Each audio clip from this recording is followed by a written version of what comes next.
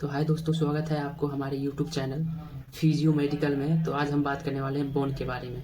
Bone क्या होता है, इसका फंक्शन क्या होता है और कंपोजिशन क्या होता है, यानी कि क्या क्या चीज़ से मिलकर बना हुआ था बोन। तो हम सबसे पहले इसका डिफिनेशन के बारे में बात करेंगे यहाँ पे।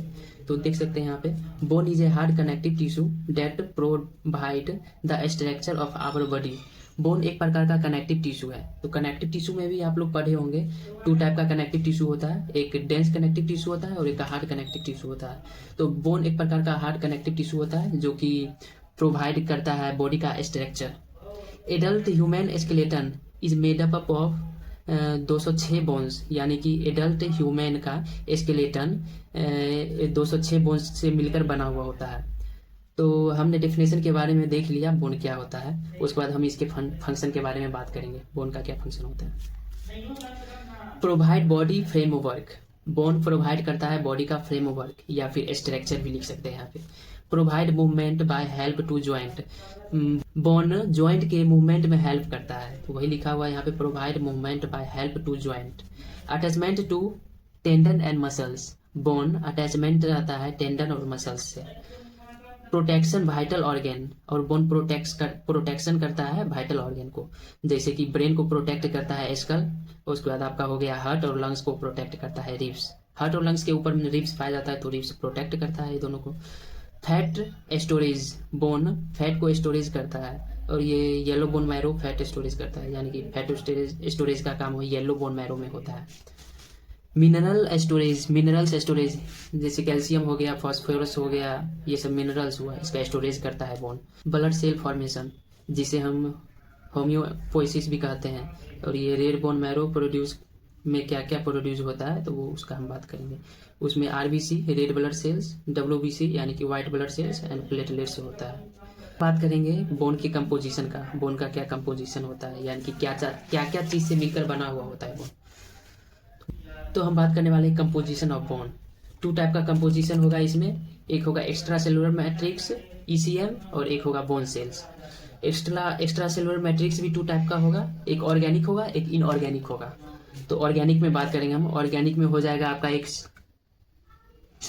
कोलेजन हो जाएगा, एक प्रोटीन हो जाएगा ऑर्गेनिक में, और इनऑर्गेनिक में हो जाएगा आपका कैल्शियम और फास्फोरस। सबसे पहले हम ऑर्गेनिक का बात करेंगे, कोलेजन और प्रोटीन। कोलेजन और प्रोटीन ये हमारे बोन को flexibility and tensile strength provide करवाती है। उसके बाद हम बात करेंगे इनऑर्गेनिक का। इनऑर्गेनिक में आपका आ जाएगा कैल्शियम और फास्फोरस। कैल्शियम और फास्फोरस ये हमारे बोन को हार्डनेस यानी कि हार्ड बनाती है, हार्ड, और कंप्रेसिव स्ट्रेंथ प्रोवाइड भी करती है ये कैल्शियम और फास्फोरस। उसके बाद हम बात करेंगे बोन सेल्स के बारे में। बोन सेल्स, बोन में 3 टाइप का बोन सेल्स पाई जाती है, एक ओस्टियोब्लास्ट, ओस्टियोक्लास्ट और ओस्टियोसाइट्स।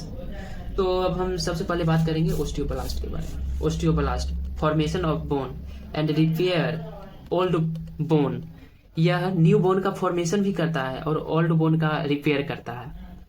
तो समझ गए हैं ओस्टियोब्लास्ट। उसके बाद हम बात करेंगे सेकेंड नंबर पे ओस्टियोक्लास्ट के बारे में। It is a large and multi nucleated bone cells, यह एक प्रकार का लार्ज और मल्टी न्यूक्लिएटेड बोन सेल्स है। Release calcium and phosphate into the blood stem, यह ब्लड स्टेम से कैल्शियम और फास्फोरस को रिलीज करता है। It helps in bone remodelling, और यह बोन के रिमॉडलिंग में हेल्प करता है। उसके बाद हम बात करेंगे ओस्टियोसाइट्स के बारे में। मेंटेन बोन मैट्रिक्स, यह बोन मैट्रिक्स को मेंटेन रखता है। Regulate calcium and phosphate levels, और यह कैल्शियम और फास्फोरस के लेवल को मेंटेन रखता है। यानी कि अगर कहीं पे कैल्शियम की कमी है, कैल्शियम की अगर से कमी है तो वहां से सेल्स को मैसेज भेजता है क्या, जो वहां पे कैल्शियम की कमी है, तो वो कैल्शियम वहां पे जाके उसको मेंटेन रखता है। और उसी तरह से जहाँ फॉस्फेट की कमी होती है तो उसको भी मेंटेन रखने में काम करता है ओस्टियोसाइट्स। तो हमने पढ़ लिया यहाँ पे बोन में 3 प्रकार का सेल्स पाई जाती है, एक ओस्टियोब्लास्ट, एक ओस्टियोक्लास्ट और ओस्टियोसाइट्स। अब हम बात करेंगे बोन के टाइप के बारे में, बोन का कितना टाइप होता है।